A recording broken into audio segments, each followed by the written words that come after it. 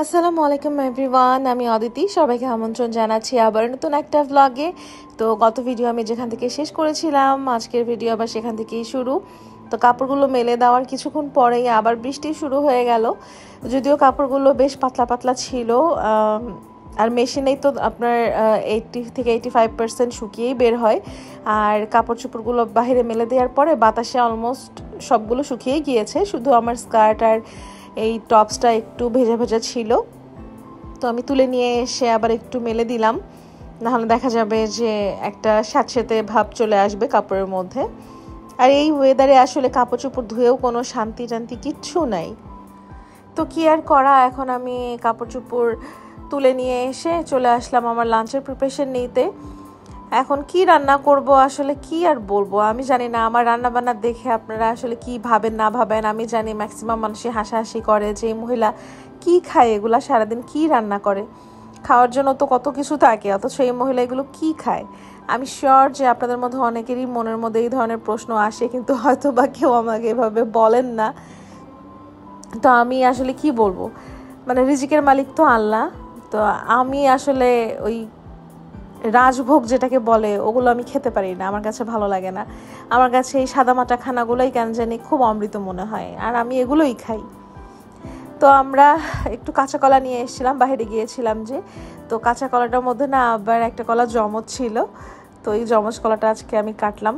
আর কাঁচা কলা আমার খুবই ফেভারেট, মানে সব ধরনের সবজি আমার অনেক ফেভারেট, যার মধ্যে কাঁচা কলাও আমি অনেক পছন্দ করি। আর এই চিকন চিকন বেগুনগুলো না আমি পূর্বাচল থেকে কিনেছিলাম। তো এই বেগুনগুলো কিনলে শুধু আমি এভাবে একটু ভাজি খাওয়ার জন্যই কিনি। 5 ফোড়ন দিয়ে এই ভাজিটা করলে খেতে খুব ভালো লাগে, আমার কাছে খুব ভালো লাগে, যার জন্য আমি এভাবে করে খাই। আর এই রান্নাটা না আমি না কখনো কারো কাছ থেকে শিখিনি, এটা হচ্ছে হঠাৎ করে একদিন আমার ফ্রিজে একটা মানে বেগুন ছিল, বড় বেগুনগুলো তাল বেগুন যেটা বলে। তো ভাবলাম যে এই বেগুনটা এখন কি করব। তো বেগুনের চাকতল ভাজতে গেলে আসলে তেল তুল ছিটে, ওই চিন্তা করে আমি ভাবলাম যে না, এই বেগুন দিয়ে চাকতল করা যাবে না, এটা দিয়ে অন্য কিছু করি। তারপরে হচ্ছে চিকন চিকন করে ভাজির মতো কেটে আলু দিয়ে আমি এটাকে এই যে 5 ফোড়ন দিয়ে একটু ভাজি করেছিলাম। তারপর খেয়ে দেখি যে আল্লাহ এত ভালো লাগছে, তারপর থেকে আসলে আমি বেগুন লালনে হয় চাকতল ভাজি করি, আর না হলে হচ্ছে 5 ফোড়ন দিয়ে এই ভাজিটা করি। তো এক চুলায় আমি আমার ভাজি চড়িয়ে দিয়েছি, আর এক চুলায় হচ্ছে চিংড়ি মাছ দিয়ে আমি কাঁচা কলাটা রান্না করব। আর এই কাঁচা কলা রান্নাটা আসলে অনেক দারুণ হয়েছিল। আমার হাজব্যান্ড যখন বাসায় আসছে, তো সে দেখছে যে আমি খাচ্ছি, তো তখন সে বলছে যে এটা কী রান্না করেছো আজকে। তো আমি বললাম যে কাঁচা কলা। তো আমার খাওয়া দেখে সে বলছিলেন যে দেখে তো মনে হচ্ছে যে অনেক মজা হয়েছে। পরে আমি বললাম যে হ্যাঁ, খেতে আসলে ভালো হয়েছে, তুমি ট্রাই করে দেখো। তারপরে সে যখন ট্রাই করে দেখলেন, তার কাছে খুবই ভালো লেগেছে, এবং মানে এক বসাতে সে সবই খেয়ে নিয়েছে। রাতে আমার জন্য আর কোনো কিছুই ছিল না। তো এতদিন তো রূপায়ণ সিটি উত্তরার অনেক গুণগান গেয়েছি, আজকে একটু খারাপ দিকও বলি, খারাপ দিকটাও একটু দেখাই। তো আমি হচ্ছে 3 তলায় থাকি। তো 3 তলায় আমার রান্নাঘরের পাশে একটা ভয়েডের মতো আছে, যেখানে এইভাবে নেট করা। তো উপর থেকে মানুষ দেখেন কি অবস্থা করে, জিনিসপত্র ফেলে এতটা নোংরা করে। আর মানুষ এতটা নোংরা কিভাবে হতে পারে আমার কল্পনার বাহিরে। তো যাই হোক, নোংরা তো মানুষ করবেই, আর পরিষ্কার করে দেওয়া হচ্ছে এই রূপায়ণেরই দায়িত্ব। তো আমি গত 3 সপ্তাহ ধরে তাদেরকে বলে বলে একদম অতিষ্ঠ হয়ে গেছি, কিন্তু তাদের কানে কথাই যায় না। তো আজকে আমি আসলে মানে ভ্লগ করে তাদেরকে ট্যাগ করতে বাধ্য হয়েছি, যদি এটা দেখার পর তাদের একটু টনক নড়ে। তো এনিওয়েজ, আমার হাজব্যান্ড আসার সময় চিংড়ি মাছগুলো নিয়ে আসছিলেন। আর আমি শুধু মাছের মধ্যে এখন চিংড়ি মাছটাই আমার সব রান্নার মধ্যেই চলে, যেমন মুখি দিয়ে চিংড়ি, শাক দিয়ে চিংড়ি, কলা দিয়ে চিংড়ি, সব কিছু দিয়ে আমার চিংড়িই চলে। এই জন্য এই চিংড়ি মাছটা আমার ফ্রিজে আসলে সবসময়ই থাকে। আর 1 কেজি চিংড়ি, এত গুঁড়া গুঁড়া চিংড়ি, বাপরে বাপ, এগুলো বাঁচতে আমার খবর হয়ে গিয়েছিল, পুরো 1 ঘন্টারও বেশি মনে হয় সময় লেগেছিল। তাও আলহামদুলিল্লাহ অত খারাপ লাগেনি, আমি ফ্যান ছেড়ে নিয়েছিলাম জন্য আসলে এত কষ্ট লাগেনি। তারপরে ওগুলো সব কিছু আলাদা আলাদা প্যাকেটে নিয়ে আমি ফ্রিজে রাখলাম। এরপরে আমি একটা নতুন ব্রাশ বের করে নিলাম। আমার মানে ইউজ করা ব্রাশ দিয়ে আসলে কোনো জিনিস ধোয়াধুয়ি করতে আমার রুচি হয় না, কেমন যেন লাগে। এই জন্য আমি সবসময় নতুন ব্রাশই ব্যবহার করি।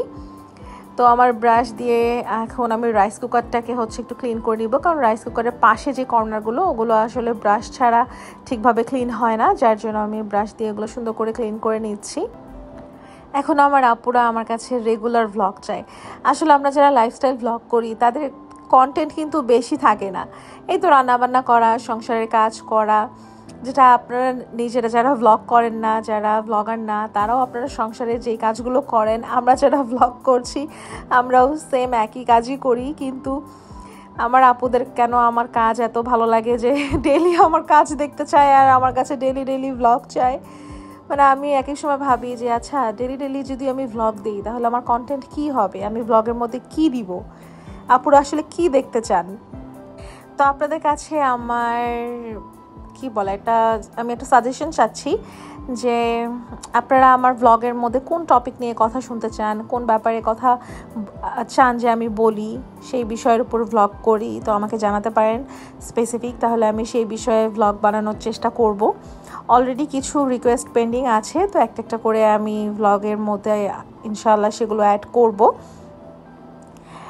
তো এই যে আমার কুশন কাভারগুলো সব শুকিয়ে গিয়েছে, তো এখন কুশন কাভারগুলো লাগাবো। আর কুশন কাভারগুলো লাগানোর সময় খুব বিরক্ত হচ্ছিলাম, আপনারা খেয়াল করছেন কিনা দেখবেন যে আমি বারবার কিন্তু আমার নখ দেখছি। আমার নখগুলো আসলে মানে খুব বিরক্ত করছিল, যেমন পানিতে হাত দিয়ে কাজ করতে করতে নখগুলো জানি কেমন হয়ে গেছে, দেখা যাচ্ছে যে ফ্যাব্রিকের সাথে নখগুলো খালি মানে বাঁধছে।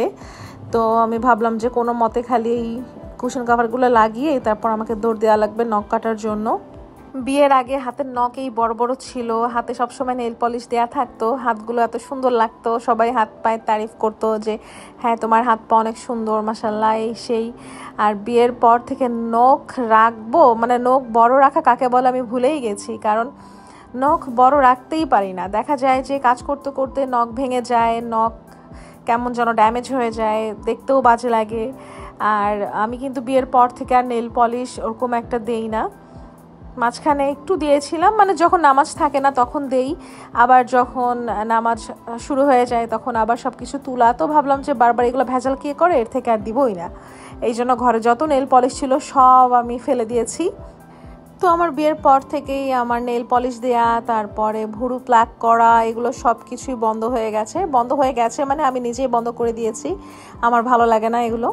তো হাজব্যান্ড প্রথম বলতেন যে আমার ভুরুগুলো তো আবার অনেক গাঢ়, তো হাজব্যান্ড বলতেন যে তুমি কেন এগুলো প্লাক করো না, এই না সেই না। পরে আমি বললাম যে এগুলো তো করা ঠিক না, আমি চাচ্ছি আস্তে আস্তে এই জিনিসগুলো বন্ধ করে ফেলতে।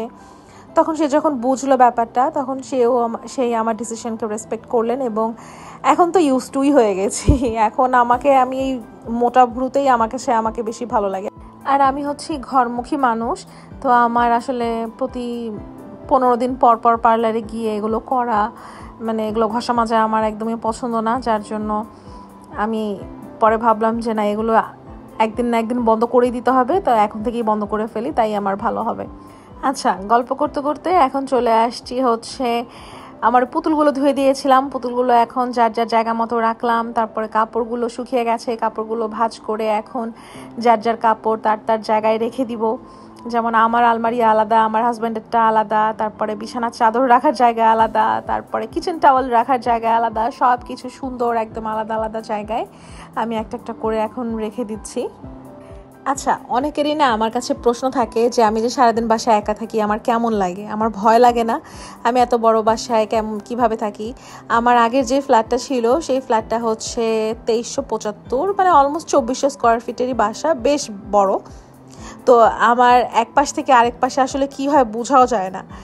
তো ওই বাসায় আমার মামা মামিরা যখন রংপুর থেকে বেড়াতে আসছিল, মামি বলে যে অদিতি সারাদিন এই বাসাটার মধ্যে একলা থাকে, বাপরে বাপ আমার তো ভয়ই লাগে, এই পাশ থেকে তো ওই পাশে কিছুই দেখা যায় না, কিছুই শোনা যায় না, এই মেয়ে সারাদিন একলা এইভাবে কিভাবে থাকে।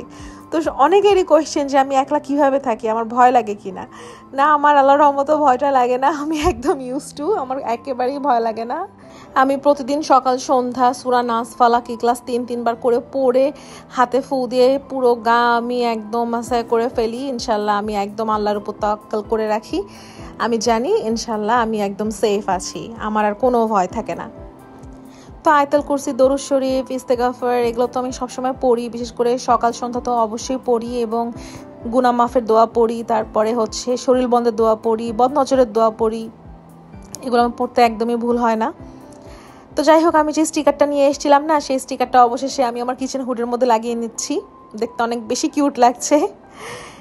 তো আজকের ব্লগ এই পর্যন্তই। ব্লগ ভালো লাগলে অবশ্যই like, comment, share and subscribe করতে ভুলবেন না। দেখা হবে নতুন অন্য একটা ব্লগে ইনশাল্লাহ। টিল দেন টেক কেয়ার, আল্লাহ হাফেজ।